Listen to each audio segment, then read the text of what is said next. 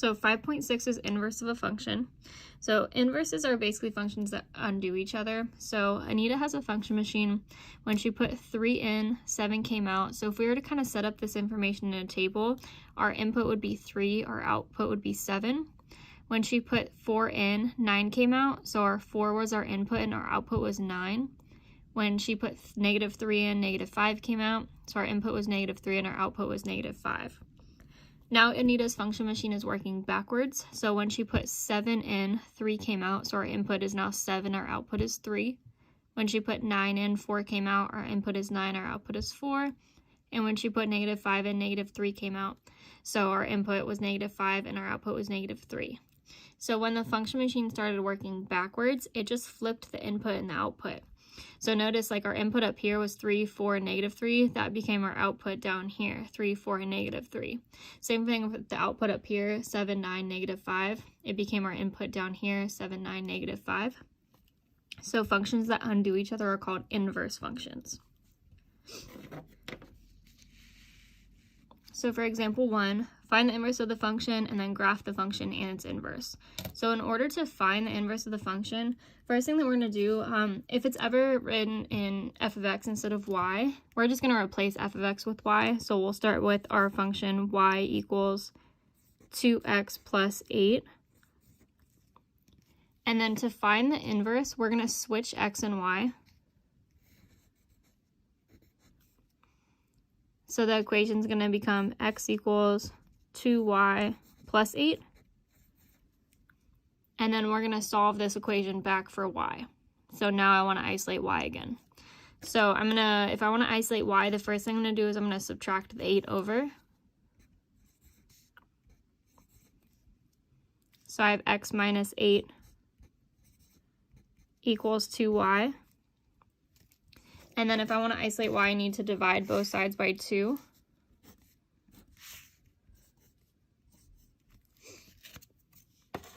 So when I divide both sides by 2, this x divided by 2, I can leave it as x over 2. I can write it as 1/2 x. And then -8 divided by 2 is -4 equals the 2 divided by 2 cancels out, so equals y. And then the last thing we need to do is just write it in inverse notation. So inverse notation is, it kind of looks like a negative exponent, but it's looks like a f to the -1 power equals, but this is just the inverse of f of x.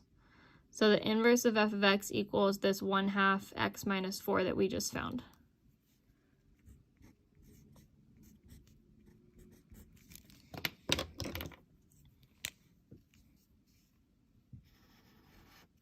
So that's our inverse, and then we need to graph both.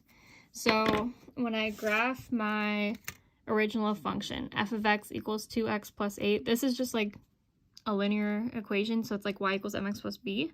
So I would have to go to my y-intercept, which was 8. So up here, 1, 2, 3, 4, 5, 6, 7, 8. Plot a point.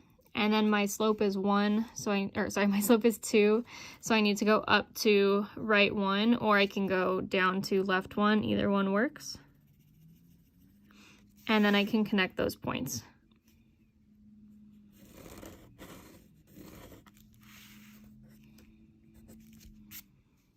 So this first line is f of x. And then for my second line, the inverse of f of x, it's 1/2 x minus 4. So -4 is my y-intercept, so I need to go down and start at -4. And then my slope is 1/2, so I need to go up 1, right 2.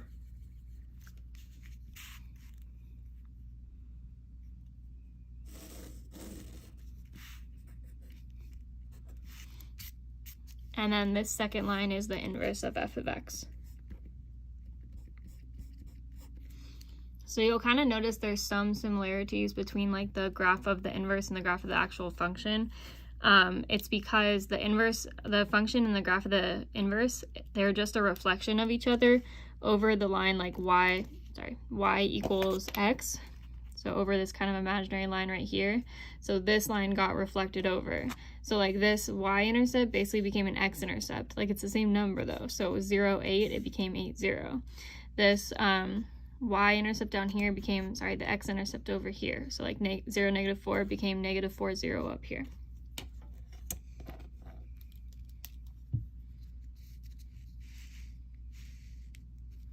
And then for example 2, it says find the inverse of the function, then graph the function its inverse again. So kind of same thing as before. If I want to find the inverse of f of x equals x squared, I'm going to replace f of x with y. So y equals x squared, and then I have to switch x and y. So when I switch x and y, it becomes x equals y squared. And then I have to solve the equation for y. So I have to isolate y, and right now it's a y squared, so the only way to get it to just become y is I have to square root both sides. So then I end up with the plus or minus square root of x equals y. And then if I write it in function notation, sorry, inverse notation, the inverse of f of x is equal to positive or negative square root of x.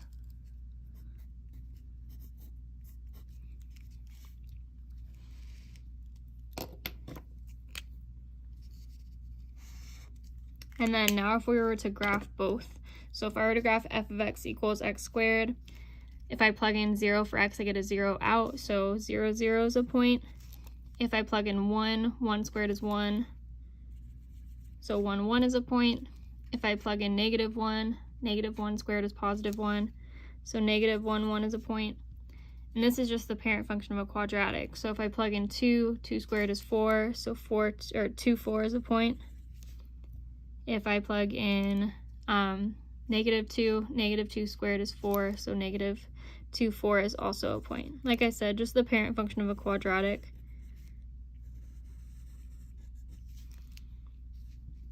And then my graph is a little off-centered, sorry. And then if we graph the inverse, so this was f of x. If I graph the inverse, we can kind of do it the same way, just like kind of plugging in values for x. So if I plug in 0, the square root of 0 is still 0. So I still get 0, 0 as one of my points.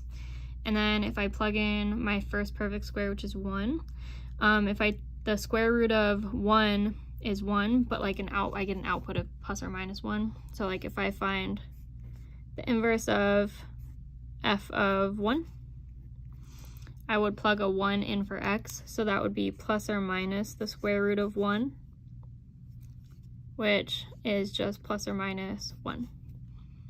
So that means when I plug in like x equals 1, I get a 1 out, a positive 1, and I get a negative 1. So there's the point 1, 1, and 1, negative 1. And then we can do the same thing for if I plug in the next perfect square, which is 4. So like the inverse of f of 4 is equal to plus or minus the square root of 4. And then the square root of 4 is 2, so plus or minus 2. So I substitute in 4 for my x, so I have the point 4, 2, and 4, negative 2. So 4, 2, and 4, negative 2. And then we can connect those points. And this is my inverse of f of x. And then for the last question, is the inverse of f of x equals x squared a function? It's not. Because remember with the function, there's like the vertical line test, where if I pass a vertical line through that graph, it shouldn't cross through at more than one point, and this definitely does, like right here, right here, right here, right here, all the way across. So the inverse of f of x equals x squared is not a function.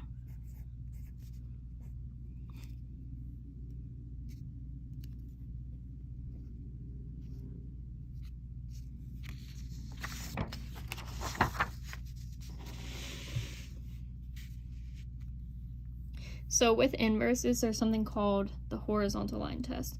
So we just talked about like the vertical line test for functions. It's like if you drag a vertical line through the graph, it shouldn't cross through at more than one point. If it does, it's not a function. So the inverse of a function of f is also a function if and only if no horizontal line intersects the graph of f more than once. So I'm gonna kind of backtrack, or never mind, the graph is right here. So if we look at like these two functions, these are the functions themselves, not the inverses. So we're just studying the function itself with the horizontal line test. So if I drag a horizontal line through this graph, it doesn't cross through at more than 1 point. That means that its inverse will be a function. So the horizontal line test is to test to see if the inverse will be a function or not. And then if we look at like the graph of the parabola, like that was the last example too, if I drag a horizontal line through it, intersects at more than 1 point, so its inverse will not be a function.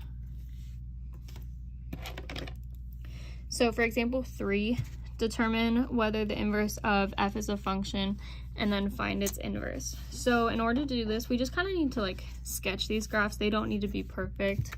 You can always like pop the equation or the function into Desmos too in order to get an idea of what it looks like.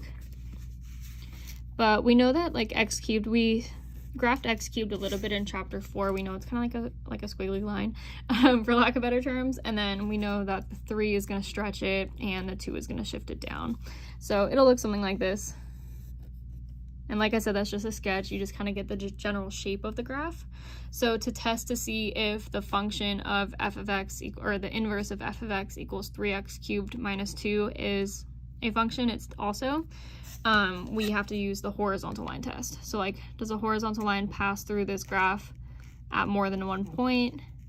It doesn't, so the inverse is a function.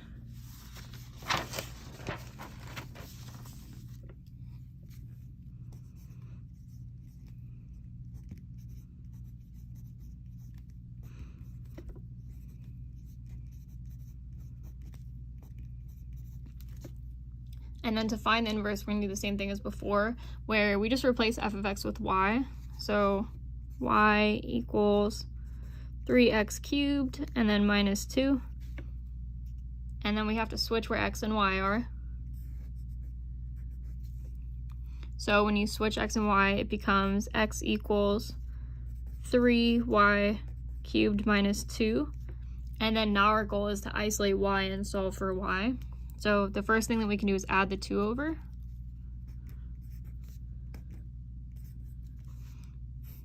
So the negative 2 and plus 2 cancels out. On the left, I have x plus 2 equals 3y cubed.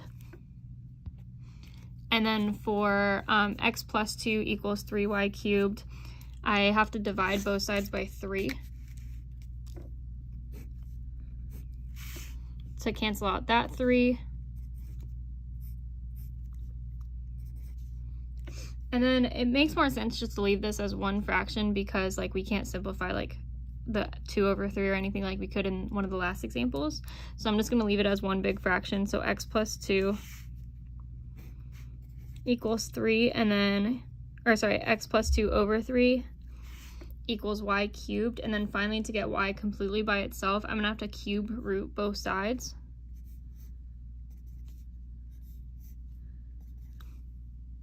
So then the cubed root cancels out the y cubed, or the cubed itself.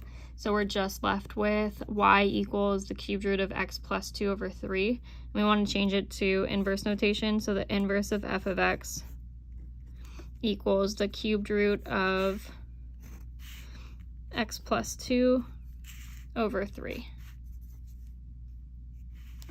Okay. So the inverse of f of x is equal to the cubed root of x plus 2 all over 3. And then for the next example, example B, so f of x equals the square root of x plus 2. If we want to sketch this graph, we haven't really gotten into graphing square roots yet, so don't worry about like if you should already know how to graph this. We'll get into this later in this chapter. So the square root of x plus 2's graph is going to look something like this.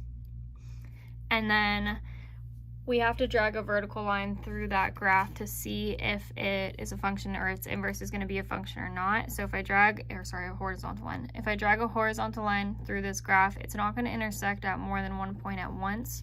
So the inverse is also going to be a function.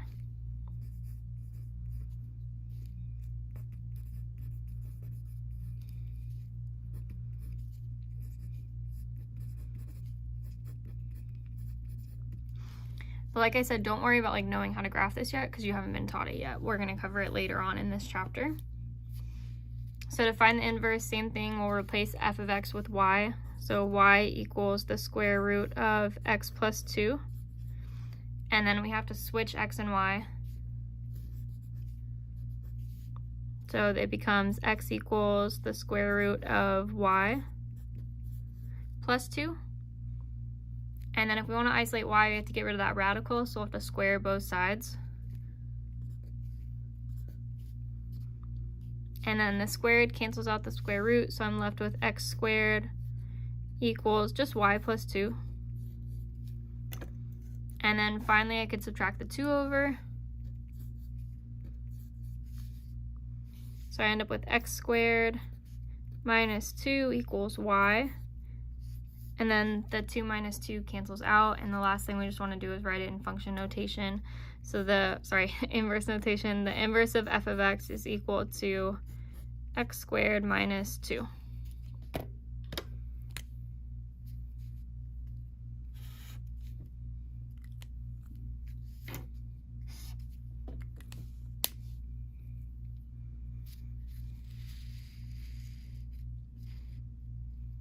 So the last example from this section is to verify two functions are inverses of each other. So in order for two functions to be inverses of each other, f of g of x should end up being x, and g of f of x should end up being x also. So that kind of probably sounds like gibberish, but you're basically substituting each function into each other and hoping that everything cancels out to x. So to find f of g of x, that means that we're taking g of x and we're substituting it into f of x where x is.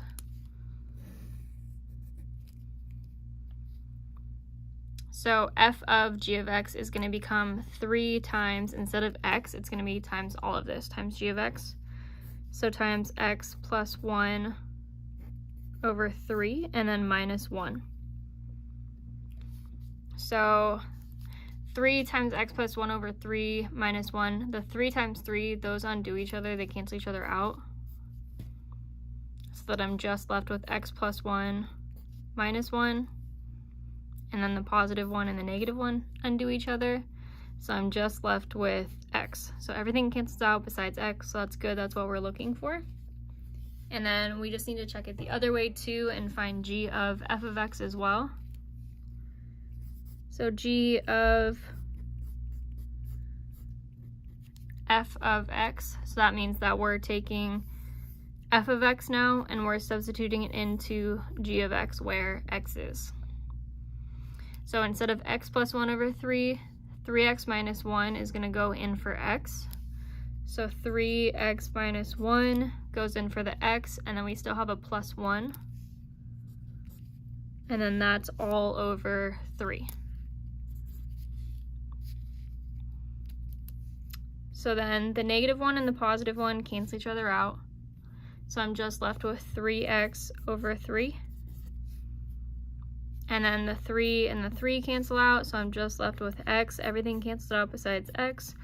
So both of them, f of g of x was x and g of f of x was x. So yes, they're inverses.